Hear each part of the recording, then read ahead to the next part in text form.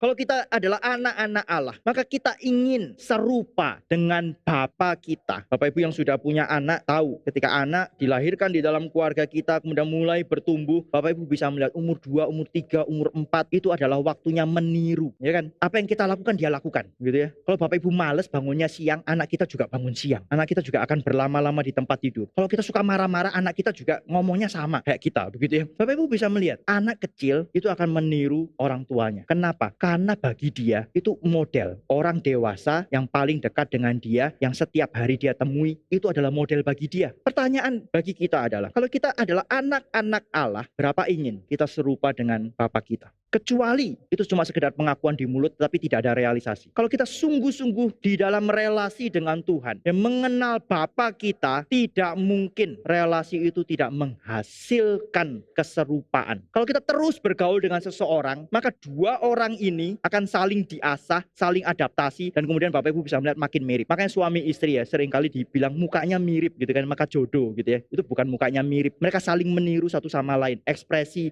saling meniru satu sama lain. Kenapa? Karena sudah lama berelasi. Berapa lama kita berelasi dengan Allah, dengan Bapa kita? Apakah kita makin serupa dengan Dia? Adakah keinginan untuk makin mirip, makin serupa dengan Bapa kita? Makin serupa dengan Bapa, makin serupa dengan Allah itu apa? Di dalam bagian ini dinyatakan kita akan menyucikan diri dan tidak berbuat dosa lagi. Menyucikan diri dan tidak berbuat dosa lagi. Bapak Ibu, manusia diciptakan di dalam gambar Allah dan di pihak Allah. Diciptakan di dalam gambar Allah dan di pihak Allah. Ya, manusia tidak diciptakan netral, tidak pilih Allah atau setan, bukan. Tapi langsung diciptakan di pihaknya Tuhan. Tapi ketika manusia melanggar, melangkah keluar dari apa yang ditetapkan oleh Tuhan, satu langkah melanggar, satu pelanggaran di Taman Eden, itu menghasilkan dosa. Manusia jatuh ke dalam dosa. Kemudian Kristus datang, menyatakan diri pertama kali. Kalau Bapak Ibu membaca pasal 3 ayat 2 sampai 6 di situ, di dalam bagian itu kita bisa melihat Kristus menyatakan diri untuk take away sin, menghapus dosa, mengambil dosa itu dari kita, sehingga gambar Allah di dalam diri kita yang tadinya rusak oleh dosa itu dipulihkan, mulai dipulihkan, dan ini akan terus dipulihkan sampai nanti kita disempurnakan. Maka Bapak Ibu lihat apa yang dikerjakan oleh Tuhan ini. Kita yang sudah jatuh di dalam dosa, gambar Allah yang sudah rusak di dalam diri kita karena dosa itu, Yesus datang untuk mengambil dosa itu, menanggungnya di kayu salib, sehingga kita itu boleh dipulihkan di dalam gambar Allah. Dan makin lama Tuhan ingin kita diubahkan makin serupa dengan Bapa, makin serupa dengan anak. Saya sudah pernah mengatakan bahwa kita jangan cuma menganggap bahwa Yesus itu adalah Tuhan dan Juru Selamat. Ya, kita orang Kristen pasti mengaku Yesus adalah Tuhan dan Juru Selamat. Tapi ada satu hal lagi, dia juga adalah teladan hidup kita. Dia juga adalah model yang sejati bagaimana manusia itu seharusnya hidup di hadapan Tuhan. Ya, Kristus itu menjalani sama seperti kita. Dikandung, itu artinya 9 bulan. Dilahirkan sebagai bayi. Harus bertumbuh, ya, kemudian menjadi dewasa, melayani, dan kemudian dia baru menebus kita. Kenapa butuh waktu yang begitu panjang? Karena dia bukan cuma mau menebus kita, dia mau memberikan contoh, teladan kepada kita bagaimana seharusnya kita hidup sebagai anak-anak Allah. Dia adalah anak Allah, kita adalah anak-anak Allah, maka kita seharusnya hidup seperti dia. Ini yang banyak orang Kristen lupakan. Pokoknya saya sudah mengaku Yesus, maka saya pasti masuk surga. Puji Tuhan, terima kasih. Nggak peduli lagi hal-hal yang lain. Itu salah. Ketika kita ditebus, ya, Tuhan ingin supaya hidup kita ini dipulihkan, masuk kembali ke dalam rencana Tuhan. Dan rencana Tuhan bagi kita adalah kita menggenapi gambar dan rupa Allah di dalam hidup kita. Gambar dan rupa Allah itu apa? Kita menyatakan Allah di tengah-tengah dunia ini. Kita mewakili Allah di tengah-tengah dunia ini.